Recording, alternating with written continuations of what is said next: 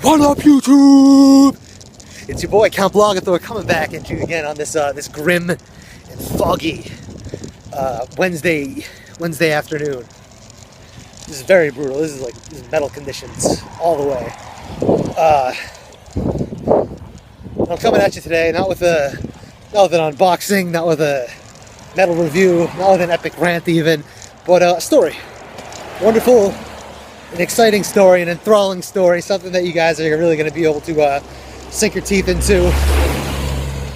So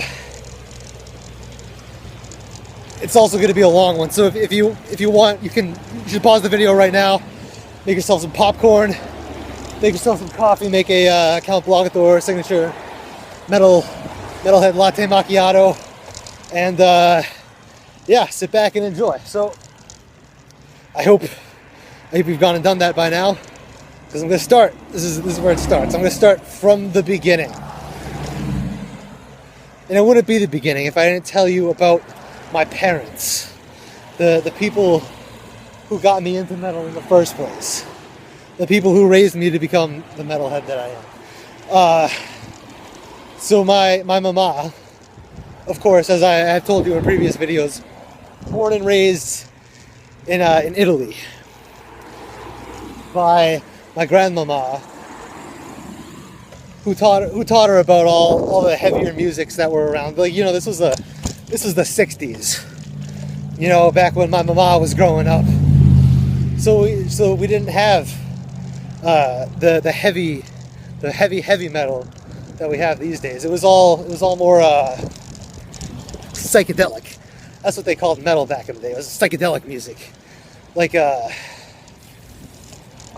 you know, the Beatles, or the country Joe band, and the Fried Fish, that kind of shit. And my grandmama raised my mama on that kind of stuff, and my mama started getting into metal when it started becoming a big thing in the 70s. You know, you had Black Sabbath started popping up, Led Zeppelin, Iron Maiden, all that kind of shit. I actually, you know, my mama told me a story about how back in the day she actually banged Ozzy. So I can't confirm it, but I might be Ozzy's kid. I might be a little Osborne. Instead of Cameron Count, I might be Cameron Osborne. So that could be a cool thing. It was in the 70s. There's a bit of a discrepancy there with the timeline, but it's a possibility. I don't know if I don't know how impregnation and birthing works, but I think that could be possible. I could be Ozzy's kid. But the man who raised me, my papa, was he grew up in Brooklyn, New York. He did not know his father, so he was an angry young man, very angry at the world, angry at his dad, who he never met, and he started drumming for metal bands. He was actually in a band, his best band, I should say. I got all the tapes. Is called Black Satan Goat Man, the band. And that's not to be confused with Black Satan Goat Man without the band. Like, the band is part of the band name, because they had to do that, because I guess there was already a Black Satan Goat Man band. So if you want to look them up on Facebook, on Vivo, this Black Satan Goat Man band. Don't go to the Black Satan Goat Man without the band in the name, because that's a different one.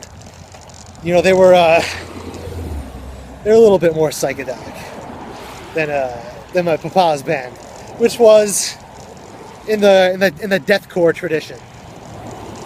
So anyway, my papa was he was drumming in his band, Black Satan Goat Man the band, at a show in New Jersey, when my mama, she was attending. You know, she had some kind of scholarship to I don't know. She was like going in for like brain surgery or chemistry. I don't know. My mama is a very smart lady. But when she met my papa at a show, she decided that this is going to be her life now. She fell in love just instantly with the man, and they hit it off, and they decided they were going to get married. And my papa, he always wanted to quit the metal lifestyle anyway. It was too much. It was too intense for him. You know, there was all the sex, drugs, and the decapitations. You know, they would kill animals on stage. And my papa he wasn't a fan of killing animals. You know, he actually, once he quit the band, he became a vegetarian, which is something that still haunts me to this day. You know, I hate having to have meals without fucking meat in them. You know what I'm saying? Every time I have like some kind of vegetarian meal, like even if you have a salad, what the hell is a salad if you don't have a little bit of meat in it? You know, you get some chicken in there, at the very least, because it's not a meal without meat. I'm just gonna put that out there. I'm at my destination right now, so I'm gonna have to stop this video, restart it, maybe splice these videos together. I'll get to the meat and potatoes of the story. This is just the intro, the origins, okay? So yeah, metal on real quick. Hey, all right, I'm back now. Here to give you part 2 of this video and trying not to get hit by a car, because that nearly just happened. Anyway, so where was I? So my mama and my papa, they got together. They moved to Cape Cod and settled down. They bought a house. My papa got a job at a guitar center. My mama became a metal housewife. You know, while my papa was out and about selling guitars to people.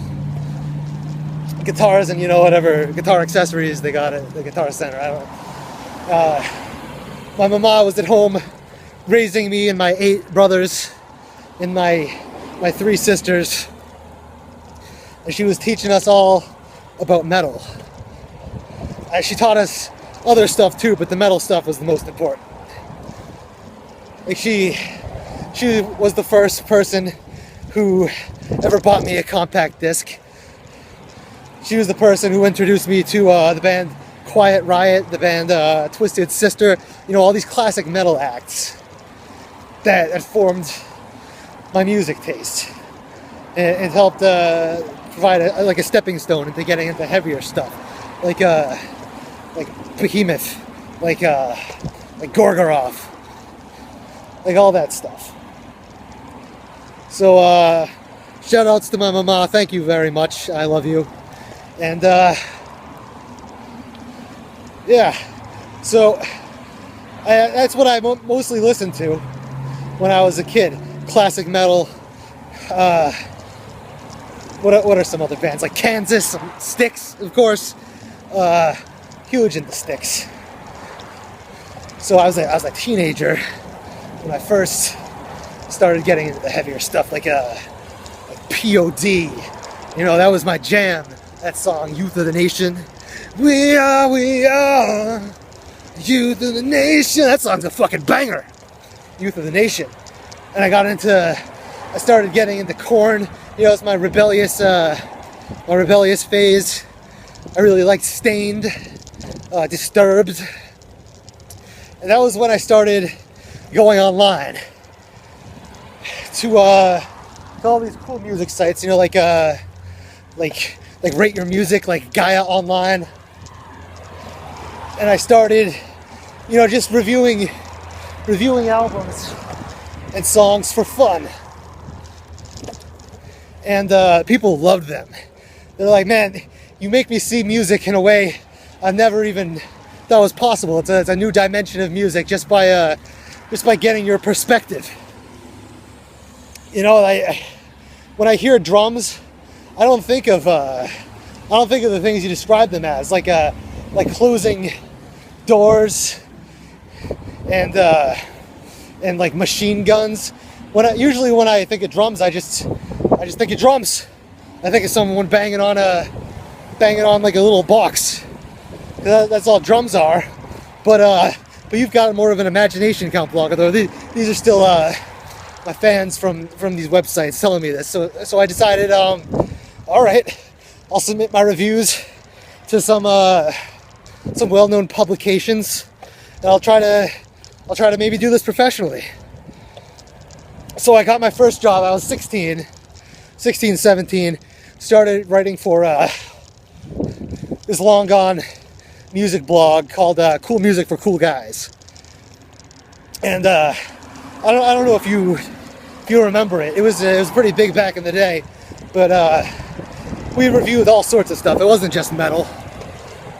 We reviewed indie music. We reviewed electronic music, the whole spectrum of the musics.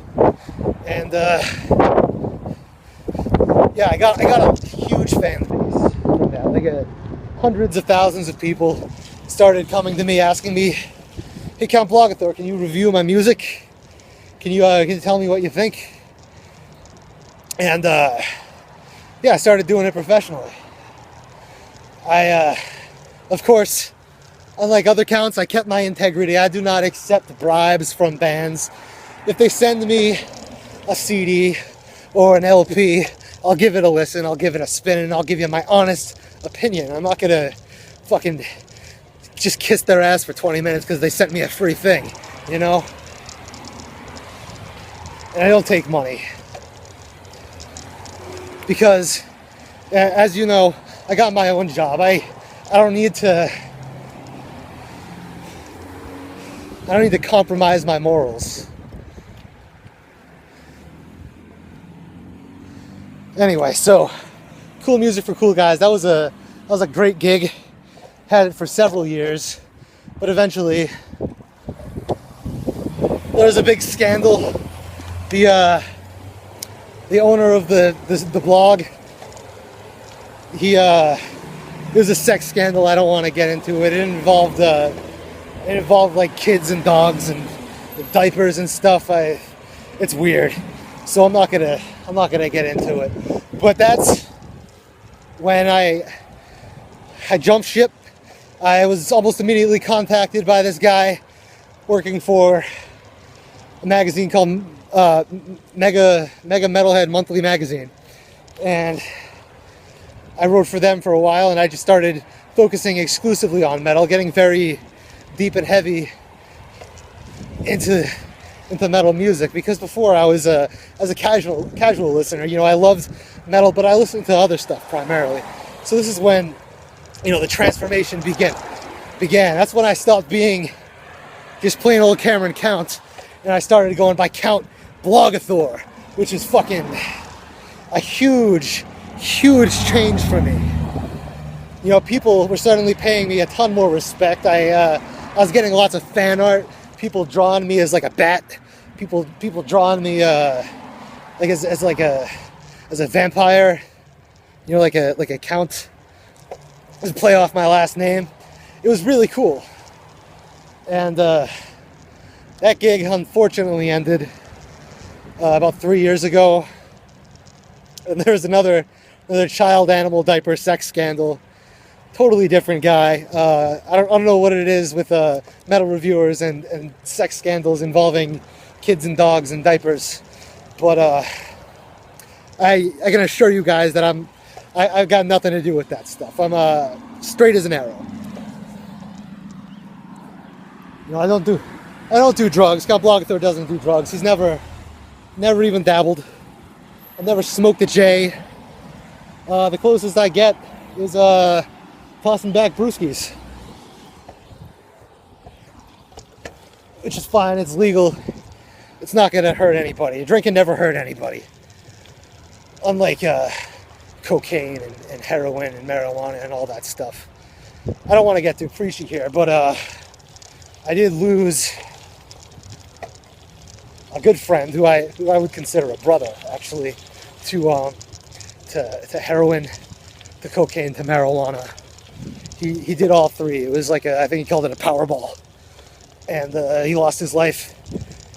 And it's really, that's what got me going into the darker depths of metal.